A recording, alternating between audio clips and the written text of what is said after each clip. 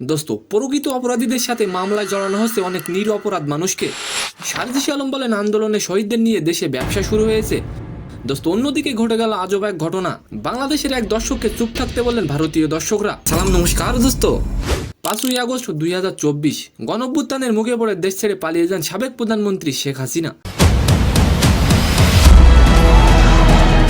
বাংলাদেশের কোটা আন্দোলনে হাসিনার নির্দেশে অনেক নিরীহ ছাত্রছাত্রীদেরকে নির্মমভাবে হত্যা করা হয়। দোস্ত, বুধবার 18 সেপ্টেম্বর শরীয়তপুরে দুর্নীতি, চাঁদাবাজ ও সন্ত্রাসের বিরুদ্ধে ভাষণ দেন সারজিস আলম। সারজিস আলম বলেন, কোটা আন্দোলনে শহীদদের নিয়ে মামলার নামে দেশে যে ব্যবসা শুরু হয়েছে, প্রকৃত অপরাধীদের সঙ্গে মামলায় জড়ানো হচ্ছে অনেক নিরপরাধ মানুষকে।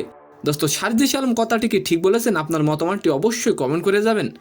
সারজিস আলম বলেন, স্বরাষ্ট্র মন্ত্রণালয়, পুলিশ ও অন্য আইন শৃঙ্খলা বাহিনীর তদন্ত ছাড়া কাউকে গ্রেপ্তার কিংবা হয়রানি করা যাবে না। তিনি বলেন, ফ্যাসিস্ট সরকারের প্রেতাত্মারা এখনও সরকারের বিভিন্ন স্তরে বসে প্রতি বিপ্লব ঘটানোর চেষ্টা করছে। দোস্ত, অন্যদিকে বাংলাদেশ এবং ভারতের টেস্ট খেলা শুরু হয়েছে চেন্নাই স্টেডিয়ামে। গ্যালারিতে বসে থাকা প্রায় সকল দর্শকের গায়ে বিরাটের জার্সি গায়ে ছিল। ঠিক তাদের পাশেই গ্যালারিতে বসেছিলেন বাংলাদেশের এক দর্শক। হাসান মাহমুদের বলে রোহিত শর্মা আউট হওয়ায় তাকে লক্ষ্য করে ভারতীয় দর্শকরা আওয়াজ তুললেন, বাংলাদেশ বাংলাদেশ চুপ চুপ চুপ। তো সম্মানিত দর্শক, আজকের ভিডিওটি কেমন লাগলো অবশ্যই কমেন্ট বক্সে জানাবেন। আর ভিডিওটি যদি ভালো লাগে অবশ্যই একটি লাইক দিয়ে আমাদের চ্যানেলটিকে সাবস্ক্রাইব করে দিবেন। ধন্যবাদ।